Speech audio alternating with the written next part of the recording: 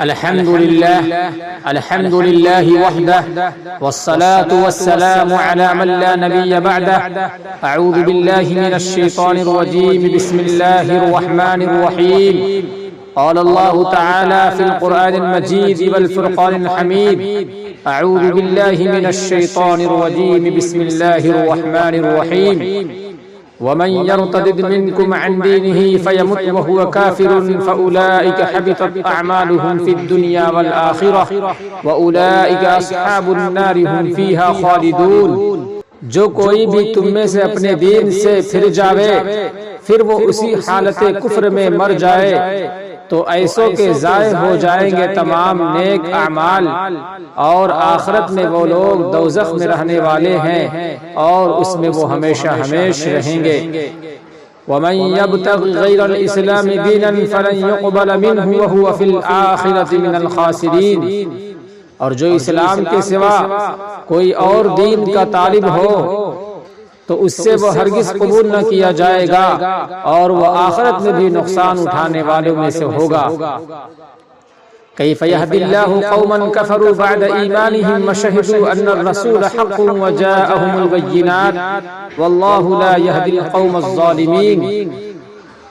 اللہ ان لوگوں کو کیسے ہدایت دے سکتے ہیں جو ایمان لانے، رسول کے برحق ہونے کی گواہی دینے اور رسول کے کھلی ہوئی نشانیاں لے کر آنے کے بعد بھی کفر کو اختیار کر لے۔ اللہ ایسے ظالموں کو ہدایت نہیں دیا کرتے۔ ان الذين كفروا بعد ایمانهم ثم ازدادوا كفرا لن تقبل توبتهم واولئك هم الضالون۔ بے شک جن لوگوں نے ایمان لانے کے بعد کفر اختیار کیا اور کفر میں بڑھتے رہے ان کی توبہ ہرگز قبول نہ کی جائے گی اور یہی لوگ پکے گمراہ ہیں۔ یا ایھا الذین آمنوا من یرتد منکم عن دینہ فسوف یأتی اللہ بقوم یحبهم ویحبونہ اذلۃ علی المؤمنین اعزۃ علی الکافرین یجاہدون فی سبیل اللہ ولا یخافون لومۃ لائم ذالک فضل اللہ یؤتیہ من یشاء واللہ واسع علیم۔ اے ایمان والو، تم میں سے جو اپنے دین سے پھر جائے وہ یاد رکھے کہ عنقریب اللہ ایسے لوگوں کو لائیں گے جن سے خدا محبت کرتے ہیں اور وہ خدا سے محبت کرتے ہوں گے۔ وہ مسلمانوں کے مقابلے میں نرمی برتنے والے اور کفر کرنے والوں کے مقابلے میں زور آور ہوں گے۔ وہ اللہ کے راستے میں جہاد کریں گے اور برا کہنے والوں کے برا کہنے سے نہیں ڈریں گے۔ یہ اللہ کا فضل ہے، اللہ جسے چاہتے ہیں اسے عطا فرماتے ہیں، اور اللہ بڑی گنجائش والے اور علم والے ہیں۔ ولا تنكحوا المشركات حتى يؤمنن ولأمة مؤمنة خير من مشركة ولو أعجبتكم ولا تنكحوا المشركين حتى يؤمنوا ولعبد مؤمن خير من مشرك ولو أعجبكم أولئك يدعون إلى النار والله يدعو إلى الجنة والمغفرة بإذنه ويبين آياته للناس لعلهم يتذكرون۔ اور مشرک عورتیں جب تک مسلمان نہ ہو جائے ان سے نکاح نہ کرو، اور ایک مسلمان باندی بھی آزاد مشرک خاتون سے بہتر ہے وہ تم کو پسند ہو، اور مسلمان عورتوں کا مشرک مردوں سے جب تک وہ مسلمان نہ ہو جائے نکاح نہ کرو وہ تم کو پسند ہو، کیونکہ یہ دوزخ کی طرف بلاتے ہیں اور اللہ اپنی توفیق دے کر جنت اور مغفرت کی طرف بلاتے ہیں، اور اللہ لوگوں کے لیے اپنے احکام کھول کھول کر بیان فرماتے ہیں تاکہ لوگ نصیحت حاصل کریں۔ میرے محترم بزرگوں اور دوستوں اور میرے نوجوان ساتھیوں اور میرے ناظرین کرام، اللہ رب العزت نے ہمیں جن نعمتوں سے نوازا ہے ان میں سب سے اہم نعمت ایمان ہے، لیکن اس ایمان کی قدر ہمارے دلوں کے اندر نہیں ہے۔ وجہ اس کی یہ ہے کہ ایمان کی دولت گھر بیٹھے مل گئی ہے، مسلمان گھرانے میں ہم پیدا ہو گئے، ہمیں مسلمان کہا جانے لگا۔ اس کی اصل قدر تو ان لوگوں کو ہے جنہوں نے اس ایمان کو حاصل کرنے کے لیے تن من دھن کی بازی لگائی اور اپنا سب کچھ قربان کیا۔ اس ایمان کی قدر حضرت بلال بلال حبشی سے پوچھئے، سلمان فارسی سے پوچھئے، صہیب رومی سے پوچھئے، وہ آپ کو بتائیں گے کہ انہوں نے اس ایمان کی حفاظت کے لیے کیسی کیسی قربانیاں دی۔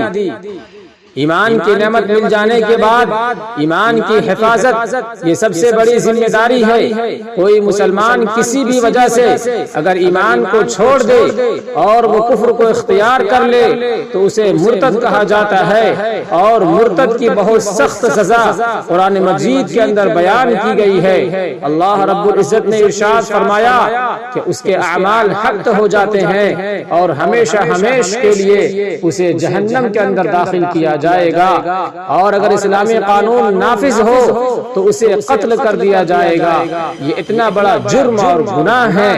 موجودہ حالات کے مطابق اگر ہم ایک طائرانہ نظر ڈالیں تو ہمیں معلوم ہوگا کہ وقتاً فوقتاً مسلمان لڑکیوں کے ارتداد کی خبریں ملتی رہتی ہے، اور اخبارات اور سوشل میڈیا کے ذریعے یہ پتہ چلتا ہے کہ فلاں مسلم لڑکی نے غیر مسلم کے ساتھ شادی کر لی ہے اور دین اسلام کو ترک کر دیا ہے۔ لیکن گزشتہ کچھ عرصے سے منظم انداز میں مسلمان لڑکیوں کو محبت کے جال میں پھنسا کر ان کے دین اور دنیا کو خراب کیا جا رہا ہے، اور تسلسل کے ساتھ ملک کے ہر کونے سے ایسی خبریں موصول ہو رہی ہے۔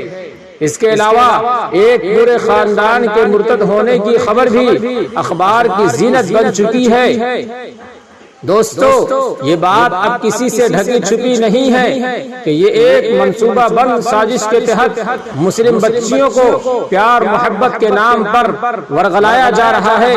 ہندو شدت پسند جماعتیں اس کے لیے باضابطہ طور پر لڑکوں کو ٹریننگ دے رہی ہے۔ 14 اگست 2018 کو راجستھان پریتکا میں ایک رپورٹ شائع کی گئی جس کا عنوان ہے کہ مسلم لڑکیوں سے شادی کرنے پر 2.5 لاکھ روپے اور 6 مہینے تک کھانا فری۔ رپورٹ میں بتایا گیا کہ بھارت ہندوتوا مورچہ مسلم لڑکیوں سے شادی کرنے والے ہندو نوجوانوں کو نہ صرف یہ کہ انعام و اکرام سے نوازے گا بلکہ انہیں تحفظ بھی فراہم کرے گا۔ یہی خبریں اسی تاریخ کو جنستا اور دوسرے ہندی اخبارات میں بھی شائع ہو چکی ہے۔ چونکہ یہ کام بہت ہی منظم اور منصوبہ بند طریقے سے ہو رہا ہے، اسی لیے اس کے خاطر خواہ نتائج بھی سامنے آ رہے ہیں۔ حالیہ چند دنوں میں کئی ایسے واقعات سامنے آئے ہیں جن میں کالج یونیورسٹی میں پڑھنے والی مسلم بچیوں کو پیار محبت کا جھانسا دے کر باضابطہ طور پر ہندو بنا دیا گیا۔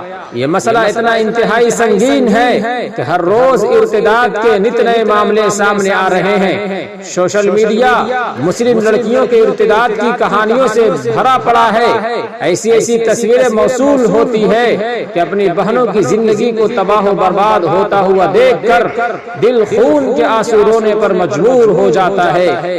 ملک کے مختلف حصوں سے نوجوان مسلم لڑکیوں کے ارتداد کی خبریں آ رہی ہے اور وہ غیر مسلم نوجوانوں سے شادیاں کر رہی ہے۔ پہلے بھی اس قسم کے واقعات سامنے آتے رہے ہیں، لیکن اس میں بیشتر معاملات طرفین کے درمیان معاشقوں پر مبنی ہوتے تھے، لیکن اب یہ محض معاشقی نہیں معلوم ہوتے بلکہ ایک سوچی سمجھی حکمت عملی کے تحت نام نہاد لو جہاد کے جواب میں مسلم لڑکیوں میں ارتداد کا زہر گھولنے کی سازش انجام تک پہنچائی جا رہی ہے۔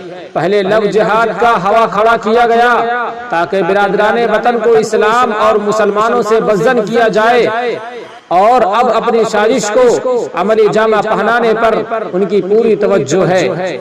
ایسے حالات میں ہر شعبے سے تعلق رکھنے والے تمام مسلمانوں کی یہ ذمہ داری ہے کہ ان کے اسباب کو جانے اور اس کا علاج کرنے کی کوشش کرے۔ ارتداد کے بنیادی اسباب پر اگر غور کیا جائے اور سنجیدگی سے جائزہ لیا جائے تو اس برائی دل کے بے حیائی کے بہت سارے اسباب ہیں، جن میں فحش و ناجائز تعلقات پر مبنی ٹی وی سیریل، موبائل کا غلط استعمال، مخلوط نظام تعلیم، ذاتی طور پر دینداری کی کمی اور مسلم گھرانوں میں دینی ماحول کا فقدان وغیرہ وغیرہ سر فہرست ہے۔ آج عفت و عصمت، پاکیزگی و پاک دامنی کی کوئی فضیلت و اہمیت دلوں میں باقی نہ رہی، بلکہ عفت و عصمت کی قدروں کو پامال کرنا ایک فیشن بن گیا، اور جو شرم و حیا اور عصمت کی بات کرے وہ ان لوگوں کی نظر میں دقیانوسی اور حالات زمانہ سے بے بہرا اور تاریک خیال ٹھہرایا جاتا ہے۔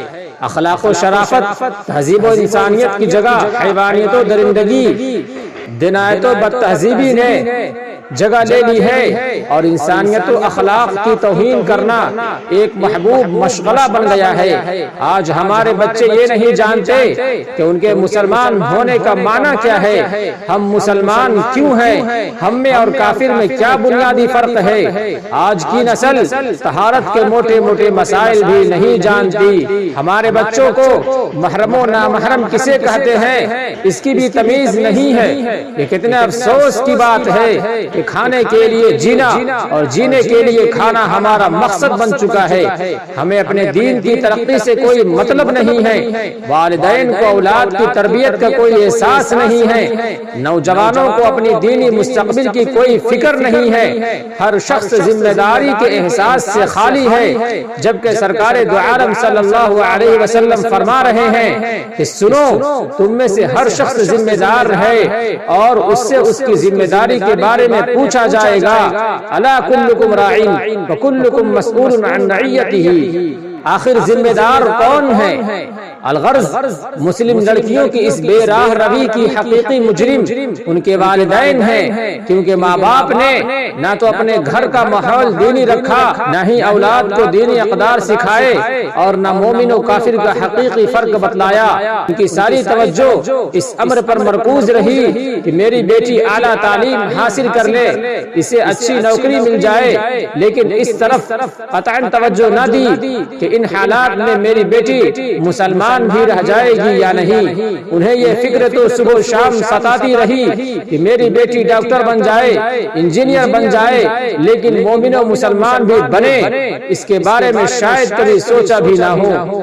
ان کی یہ کوشش ضرور رہی کہ میری بیٹی اچھے نمبرات حاصل کرے، اسے اچھا ایوارڈ ملے، لیکن اس بارے میں کبھی خیال تک نہ گزرا کہ میری بیٹی کا استاذ و ٹیچر دین و اخلاق کا مالک ہے یا نہیں، اس کے کالج یا اسکول کا نظام مخلوط ہے یا علیحدہ ہے۔ اگر بیٹی امتحان میں کم نمبر سے پاس ہوتی ہوگی تو سخت برہمی کا اظہار کیا گیا ہوگا، مارنے کی دھمکی دی ہوگی، لیکن لڑکی نے نماز میں کوتاہی کی ہوگی تو اس کے عوض ماتھوں پر بل بھی نہ آئے ہوں گے۔